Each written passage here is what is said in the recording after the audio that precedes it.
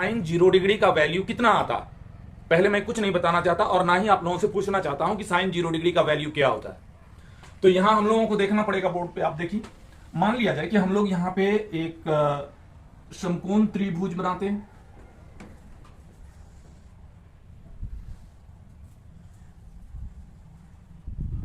मान लिया जाए कि A B C, ABC value.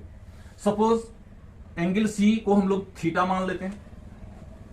Angle C को क्या मान लेते हैं? थीटा मान लेते हैं। यानी इसी थीटा का वैल्यू हम लोगों को निकालना है। तो थीटा का वैल्यू कितना होना चाहिए? 0 डिग्री होना चाहिए।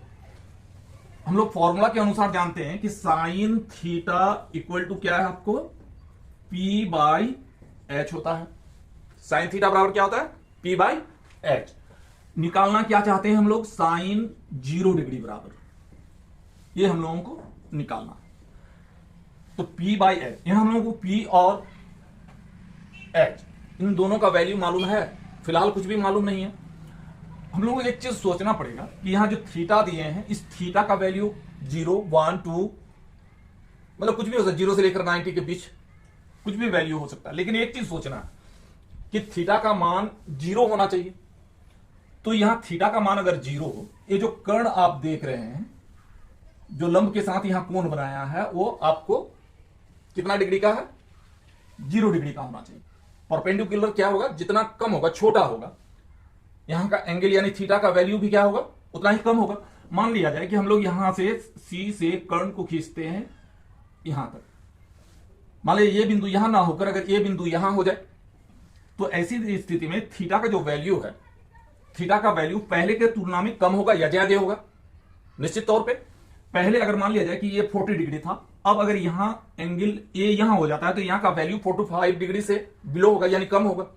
अगर यही चीज अगर आपको मान लिया जाए कि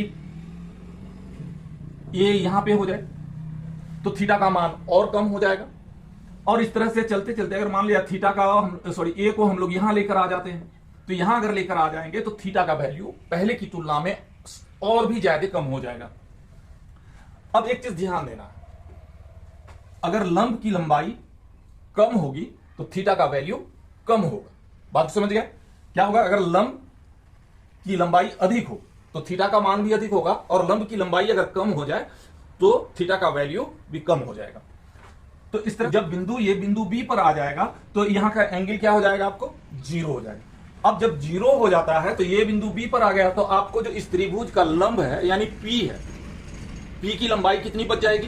घटते घटते घटते यहां पे आने के बाद P की लंबाई 0 हो जाना है। 0 होना है या नहीं?